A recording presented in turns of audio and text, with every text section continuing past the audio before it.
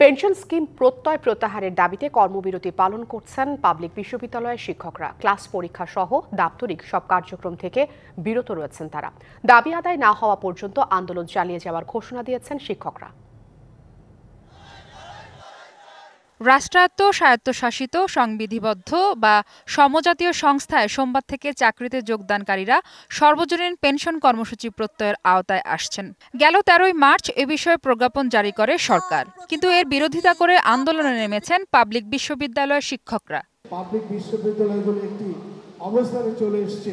ঢাকা বিশ্ববিদ্যালয় দিবসেও চলমান রয়েছে শিক্ষকদের আন্দোলন। অর্থ মন্ত্রণালয়ের জারিকৃত পেনশন সংক্রান্ত প্রজ্ঞাপনকে বৈষম্যমূলক দাবি করে তা প্রত্যাহারের দাবিতে কর্মবিরতি পালন করেন ঢাকা বিশ্ববিদ্যালয়ের শিক্ষকরা। এই আমলাতন্ত্র অক্টোপাসের মতো এই সরকারকে বেষ্টন করে আছে। তারা চান না যে আমলাতন্ত্রের বাইরে কেউ যেন সরকারের কাছে আর ঘেঁষতে পারে।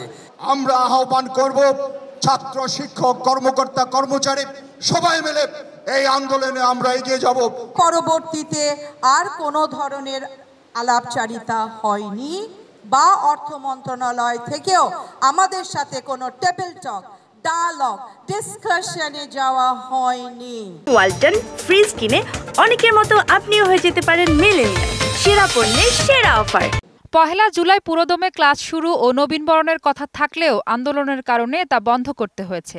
এতে দুঃখ প্রকাশ করেন ঢাকা বিশ্ববিদ্যালয়ের নতুন পুরাতন শিক্ষার্থীরা। ইউনিভার্সিটিটা হচ্ছে যে ইউনিভার্সিটির হচ্ছে স্টুডেন্টদের জন্য, টিচারদের জন্য, সবার জন্যই, কিন্তু দেখা যাচ্ছে যে একটা সময় যে স্টুডেন্টরা কিন্তু কি পাচ্ছে এটাও তো একটা প্রশ্ন। কিন্তু বৈষম্যটা আসলে সব ক্ষেত্রেই দেখা যাচ্ছে।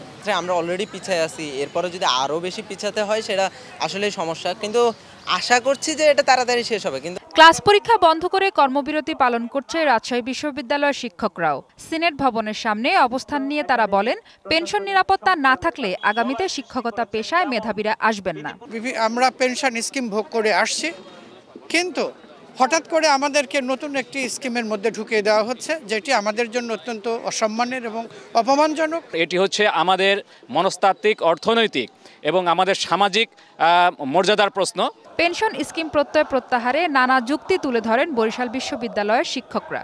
প্রত্যয় স্কিমটা নিয়ে আমাদের শিক্ষক, কর্মকর্তা, কর্মচারী, বিশ্ববিদ্যালয়ের শিক্ষকদের ভিতরে যে ধরনের নেতিবাচকতা সৃষ্টি হয়েছে, আমি দৃঢ়ভাবে বিশ্বাস করি যে মাননীয় প্রধানমন্ত্রী সেটার যথার্থ ব্যবস্থা নেবেন। পেনশন ব্যবস্থা আগের মতো চালু না হওয়া পর্যন্ত আন্দোলন চালিয়ে যাওয়ার ঘোষণা দেন শিক্ষকরা। আমরা চাই খুব দ্রুত সরকার এটা সমাধান করবেন এবং আমরা আলোচনার মাধ্যমে চাই এটা সমাধান হোক।